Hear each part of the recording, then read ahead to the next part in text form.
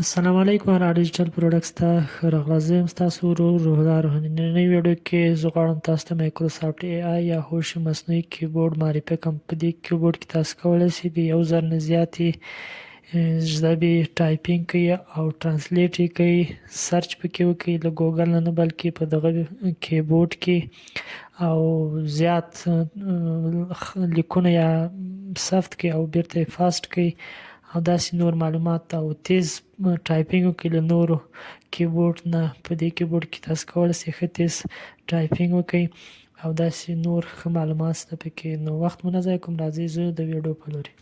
ټول مخکې به ولاړ شئ پلی سټور ته. پلی سټور څخه لاړ دلته به سرچ کوئ مایکروسافټ سویفټ ای آی کیبورډ. په دې سیم سرچ کړئ، دا دویم اپشن کې کیبورډ په دې به کلیک کړئ. په دې سیم کلیک کړئ نو انسټال کړئ. انسټال سیم کوو په اوپن به کلیک کړئ. په اوپن سیم کلیک کړئ، دلته به ګورئ کیبورډ تاسو ته مخ راغلی. د اول اپشن کې د بینګ که چېرې تاسو چټ جي پي ټي اکاونټ یې د درې اپشن دی، هغه دلته تاسو کولی شئ دغه کیبورډ کې ډایرکټ چټ جي پي ټي استفاده وکړئ. دا درې اپشن د چټ جي پي ټي دی. او دلته بیا څلورم اپشن کې د سرچ، تاسو په یو ایپ کې لګیا یئ او ټایپینګ کوئ، یو چاته یو شی ولیږئ، تاسو ته یو شی مکمل معلومات نه وي، نو تاسو به ځئ ګوګل ته، په ګوګل کې به سرچ کوئ، بیا هغه معلومات تاسو راخلئ. نو دې ته ضرورت نشته، تاسو کولی شئ ډایرکټ په دغه کیبورډ کې تاسو سرچینګ وکړئ. دلته ګوره اوس زه د یو شي معلومات راخلم. افغان پوسټ ګورئ، دې په ډیټیل تاسو ته دلته رانغواړي. دلته زه سرچ وکړو، دلته مکمل له ګوګل نه تاسو هغه ډیټیل راخلئ. دلته تاسو کولی شئ دا کاپي هم کړئ او ولاړ شئ ګوګل کې کتئ هم شئ. په دې دویم اپشن کې ګیپس ته ګورو، دلته دا سټیکران دي، دا راوړئ درته.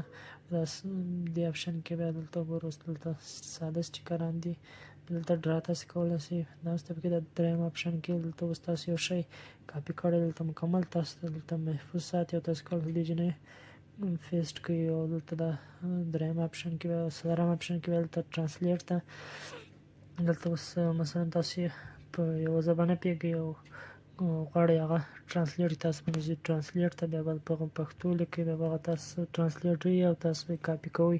ډېره غټه کیسه ده. دلته به ډایرکټ تاسو په پښتو ولیکئ، هغه تاسو ته دلته زر تر زره ترانسلیټ کوي او تاسو به یې ور سینډ کړئ چا سره تاسو چټینګ کوئ.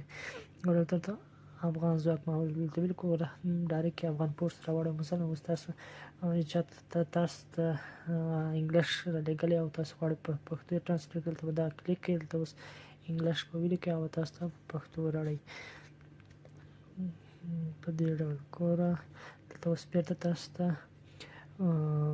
پښتو ترانسلیټ شو. دلته بل اپشن کې بیا وایس ته، دلته تاسو کوم ایپ کې په هغه کې تاسو غږ ولیکئ، هغه به تاسو ته په ټایپینګ ډول کې راوړئ. نو دا اپشنونه کې دي مایکروسافټ سویفټ ای آی که چیرې خوښ شوی او دا ویډیو سره لایک کمنټ شیر کړئ او ما یوټیوب چینل فیسبوک پیج سره سبسکرایب کړئ. تر بل داسې ښې ویډیو پر ما ته راکړئ اجازه. د خدای په امان، ښه وخت ښه